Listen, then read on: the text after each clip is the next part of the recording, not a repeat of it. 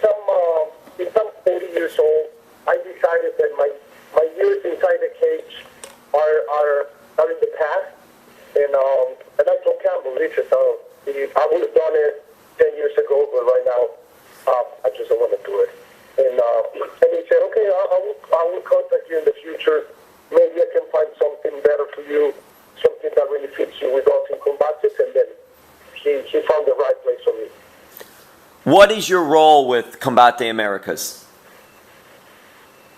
Well, now I'm helping them to find fighters, and I do the interviews for them.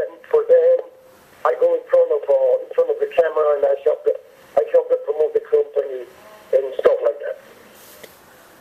You have that MMA background, and you mentioned that. You were on the Mexican national team for Greco Roman wrestling.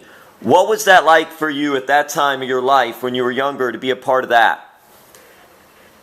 Well, it was amazing because I had the opportunity to travel, to go to different places since I was a little kid. And also the opportunity to compete for my country, represent them in different tournaments, Pan American Games, Central American Games. And it was just a really good experience of my life. What were some of your greatest accomplishments in Greco-Roman wrestling?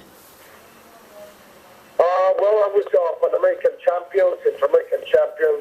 I was a national champion 9 times, and in other different tournaments around the world.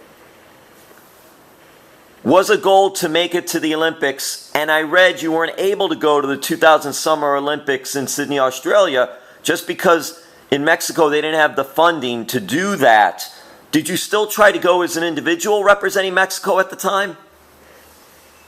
Well, we tried, but it was really expensive for my dad back in the day. He paid for those 9 tournaments around the world to qualify for the Olympics. What happened for the 2000 Olympic Games was that they changed the way the wrestlers would qualify for the Olympics, because before 2000 you could qualify just winning the Central American Games or the Pan American Games. But for 2000 they decided to change the way to qualify for the Olympics, and you needed to go to 9 different Grand Prix around the world.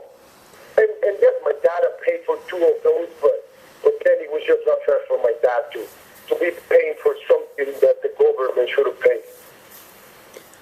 When that was happening, just Alberto, how did you get through that and get over it? Because obviously it must have been a disappointing time because you wanted to go to the Olympics.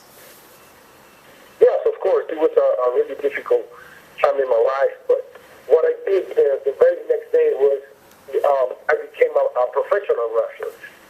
My passion, my love have always been pro wrestling. I started competing in Greco Roman wrestling just to be ready for whenever I decided to become a professional wrestler. So even though it was a really difficult time and I was really sad, the next day I was training with my dad to get ready for my debut. How much of a factor was it, because you became a very great, skilled wrestler, pro wrestler, how much of an impact was it not only having the Greco-Roman wrestling background, but also your father's background and what he was able to do with you? Yes, I mean, I think that's the reason I have been so successful in my pro wrestling career. Because I had my dad, my grandfather, my dad, my uncles, my cousins. All of them were helping me train. And also all those years in the national team helped me to be ready for professional wrestling, and I think all those factors made me be who I am right now. In mixed martial arts, did you ever have thoughts of trying Bellator, UFC, Strikeforce when you were competing in MMA? Well, when I was competing in MMA, the biggest company out there was Pride. And then UFC was out there already, but Pride was the one having most of the fighters or the best fighters around the world. So, and they were paying reason, I decided to go to Japan and compete for a few years over there. And then when I came back to Mexico, the pro wrestling business was really good. And then I was called from WWE, and they offered me a contract, and the money was even better. So I decided to retire from my MMA career. What was your best time, Alberto, in WWE? Oh well, I've been really blessed in my pro wrestling career. I pretty much won it all. I have won it all. I have done it all in the business. I'm the only Mexican ever holding the WWE title, the World Heavyweight title, the TNA title.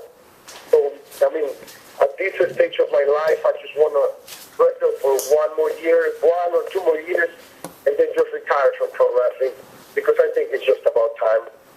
Like I just mentioned, I have been really blessed in my career. Alberto, right now, are you with Impact Wrestling? And if so, will you be at Bound for Glory? Yes. Everything is ready for me to go back to Impact Wrestling. So I'm going to be going to Canada pretty soon for the pay-per-view and also for the TV tapings. What are your thoughts of it being in Canada, which is a very strong wrestling country? Well, I think it's good. I think it's good that they take the company to other places and not just there in Orlando.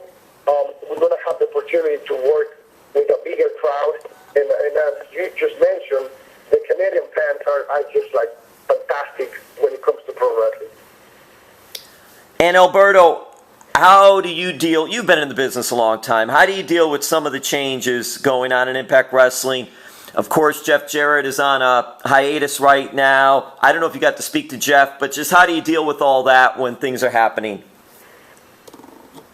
All I can say is I'm just a soldier. Companies are always going to be the same. Promoters are always going to be the same.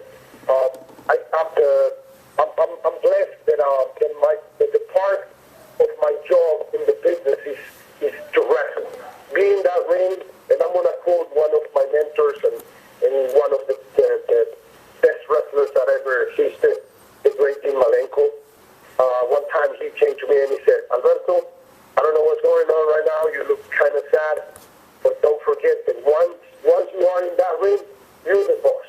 You dictate the rules, and for 20, 30 minutes, whatever it is, you're the king." So that's a part of my job, and the other stuff, I just decide not to worry about it.